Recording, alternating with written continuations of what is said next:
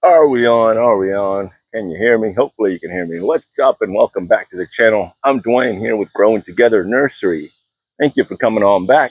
And today we're talking about something I've been working on here for a little bit here to try to make my job that much easier.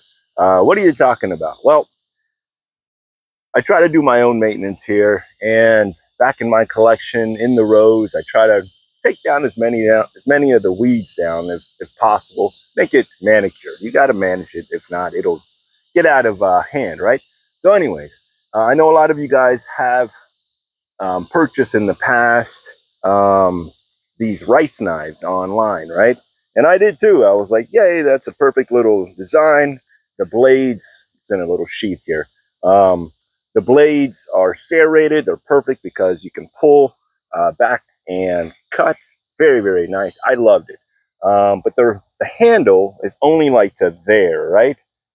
And of course, with that being said, you would have to bend over and um, cut, towards you, whatnot. But it's lowering, getting down on basically on all fours. I know some of you guys have no problem doing that. I will have to get that call later. Sorry about that. It always happens. Um, but so what I did was, long story short, is instead of having the short handle and killing myself to go ahead and use it, I extended it, right? This was the first iteration of the design. I've showed it in the past. And what I did was I put it on a bamboo stick and then just wrapped it with duct tape. Well, I got overzealous and hit a branch and it broke off here. So I went ahead and came up with another design, and I added it to, I'll back up a hair. I added it to a 1-inch PVC pipe, and it does fit in there quite nicely. I just secured it with some professional Gorilla Tape, allegedly, not sponsored by them. But I went ahead and used that over the top to keep the water out, although it's open down below. I keep it underneath here, it doesn't get any water in there. Not a big deal if it does. Throwaway blade. These blades are cheap, as in like the actual rice knives. I think they're 10 bucks, 15 bucks, depending on where you get them from.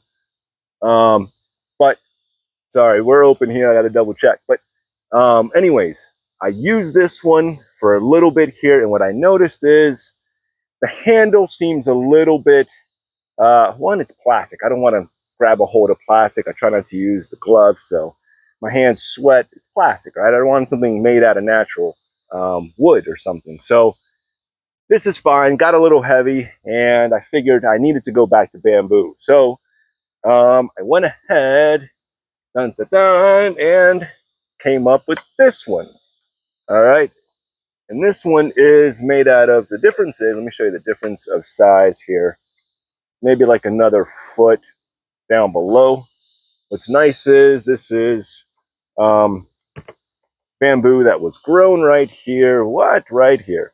And again, secured with some, allegedly, some Gorilla Tape and some zip ties. Went ahead and just heat treated the bamboo.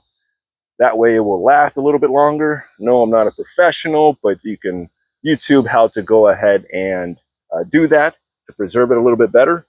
And again, just a cheap little rice knife on the end. I like this much better than the old classic machete. Now, why is that? What's the difference? The difference is I got Kiwi that runs around like an animal, and she's on my six at any moment, and she's quiet, right? She's a little ninja in the garden, so I can't be out there swinging a machete at low, distance, because that's usually where we're trying to, let's be honest, we're trying to manicure down below.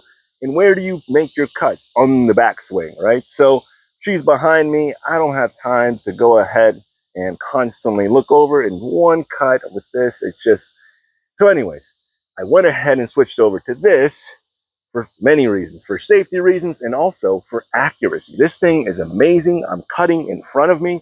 Let me see if I can demonstrate a little bit for you. But it's very nice with the extension there because you don't have to bend all the way down to the floor. You're able to extend, grab, and if she runs up on me from behind, I have enough time to stop mid-cut before something, before an accident occurs.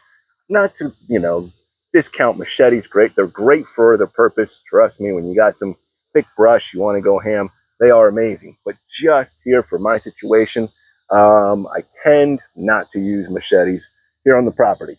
We do have them, but this right here I've learned is so much easier, because you can pick and choose what stays and what doesn't, because there are certain, I would say, Bidens mixed in that I want to take out, mixed in with some roselle or some herbs or whatever, some ground cover. So you just can't come in there with the weed eater and willy-nilly cut everything down.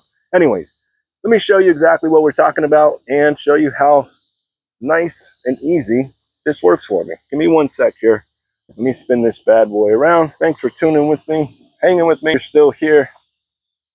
She's over here waiting for me to move. So give me one sec. We got some thick brush that we can show you how this works in action. We're open, folks. The nursery's rocking. We got some green stuff growing in pots. Mainly things that you can eat. If you haven't tuned in here before, welcome, welcome. We can talk about what's available here in a little bit. But today, we're talking tools. And be careful. I'm not telling you to go ahead and make this. All right, this is a patent pending product. All right, I'm gonna take this to Shark Tank, so don't get all crazy on me. All right, let me go in the back over here. I got some stuff that I can manage, but honestly, a lot of this little grass in between here can be managed with this right here. It acts like a baby scythe, right? You don't have to go ahead and invest in this long scythe, and I know they're expensive, right? And it's a huge blade that you also have to commit into a full swing. Here, you can go ahead and use this somewhat quickly. Here, let me play in the shade right over here. And I got some overgrown, I know, don't judge me, but I got some overgrowth that's right through here. And I'm just gonna make a quick little chop through here and show you the difference. Give me one sec here. See if we can't get you nice and steady. All right. No, I'm not sponsored by these things, all right? These are just, you can use these. There's many different versions of this, but pick and choose what you want. But they're fantastic because you don't have to get, again, you can sit there and with this extension, you can cut what you need from a distance and you can hack at whatever you need to. Or if you got to pull it from down below, you have a lot of these smilax vines that now start to creep underneath your fruit trees. So it's nice to be able to pull and cut, but also see what you're cutting without having to really make a whole lot of movements and actually end up stabbing your dog. And I know some people are like, no, it's her fault, put her away, she needs to learn. No, but it takes one time, and I get it, folks. If she gets excited, I try to go ahead and keep her at bay, train her the right way, but accidents happen, and these tools are sharp. So, and again, you can just slice right through here. We'll come in here and free up this hog plum that's growing back. And a lot of this stuff that I let grow back, and it's nice because this serrated blade, you can rip up the roots. It's very nice to be able to hold this down below and use it and pull it up. So this is Biden's alba. I have a lot of it growing here, but you can kind of just use it to pull stuff towards you and really, whoop, and I made this to this length, but you can go ahead and totally experiment on what suits you for your needs. This hog plum was left here just because I felt like it was already rooted down, and it took the winter right to the face. It's coming back, no problem. She even flowered for us earlier, but I think she flowered, but they were little babies, nothing really came out of it, but he's back. This thing does quick work of just chopping and dropping. No, it's not going to mince it up, but you can really make your way through it. I know you can't see much there. Hang on here. I'll change. It's easy to work around the pot. You can pull stuff. I don't want to say it's a good snake stick. Be kind. Don't kill them all, folks. But see, you can come in here and quickly knock down whatever it is that you don't need. Oh, let me zoom out.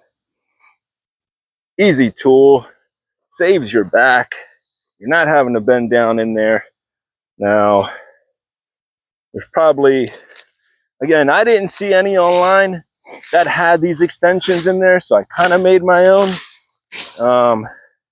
Like, look at this bite engine. It's almost, it's chest high. You could, you know, sit there and dig it up, or you just cut it from down below, from way up here. You can kind of pull and drag anything that you need towards you.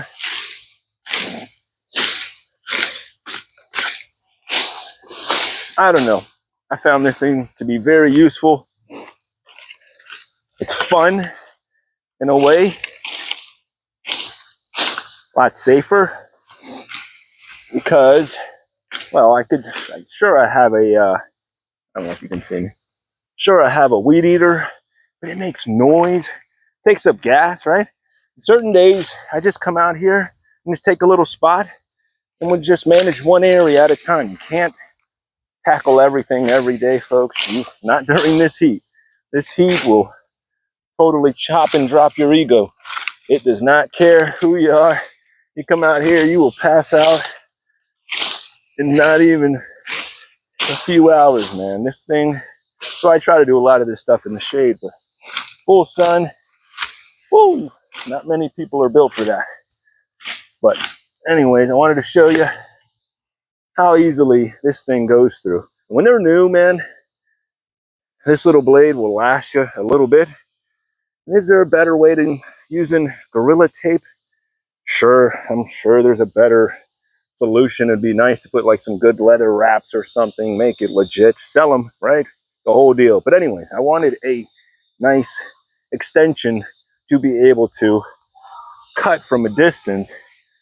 If there is, say, you know, bees or some wasps or something like that, and you got to cut a branch or whatnot from a distance, this thing is excellent for what it's for.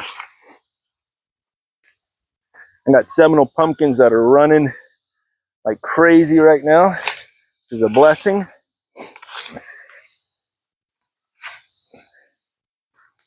This is the second time that I've grown those. Last year I grew one vine and it gave us a lot of pumpkins, and this year, and those seeds I wasn't able to save. Those seeds got baked on accident, so I was able to get some more seeds. And now I have, I don't know, maybe 3 plants working, 4 plants working. Can you use it like a machete? Sure. You can sit there and hack, but be careful. I'd rather use it to pull in front of me. Yes, use protection, kids, goggles, all that stuff. Don't sue me. I saw you use it. Shh, don't say nothing. Yes, you can also use it, those like I'm doing here, clear underneath your stuff. If you are that type that wants to keep everything manicured underneath your trees, it is nice. Quick action. Don't want to keep you too long though. It's hot. I know you got stuff to do, right? The serrated blade on here makes it to where you don't have to sharpen. Let me see if you can see that. You don't have to sharpen it ever. You just keep using it. And they're cheap, replaceable. Try to use stuff that is replaceable, natural.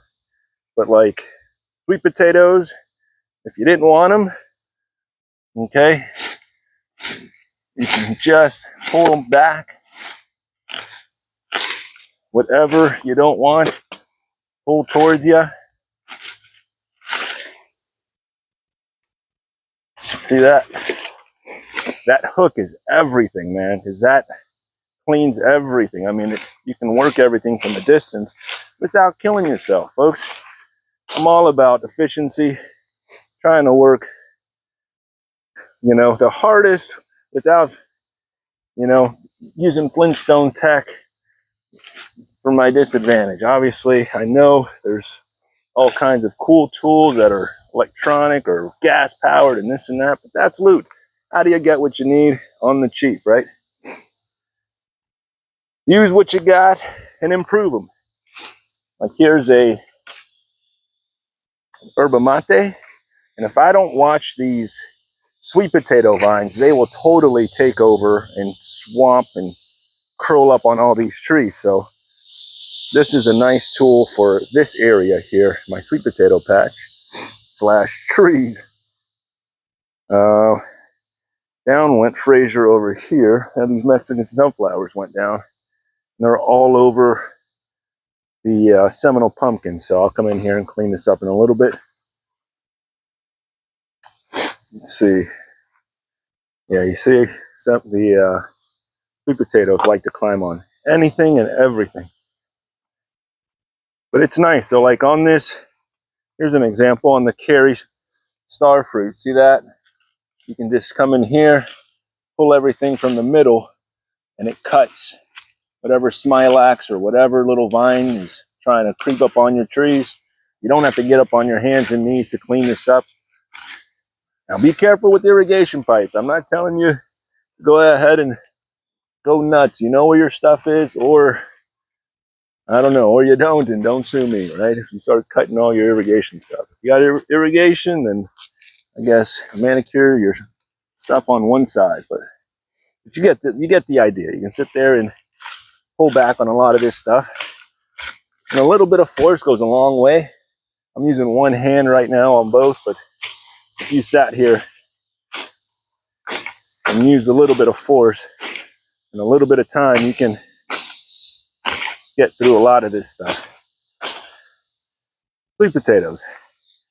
Look, they're starting to get all over the Malika over here. So another good candidate to get freed up. Come over here, pull on the vine. I'm doing this from 3 feet away, right? Pull that, cut that.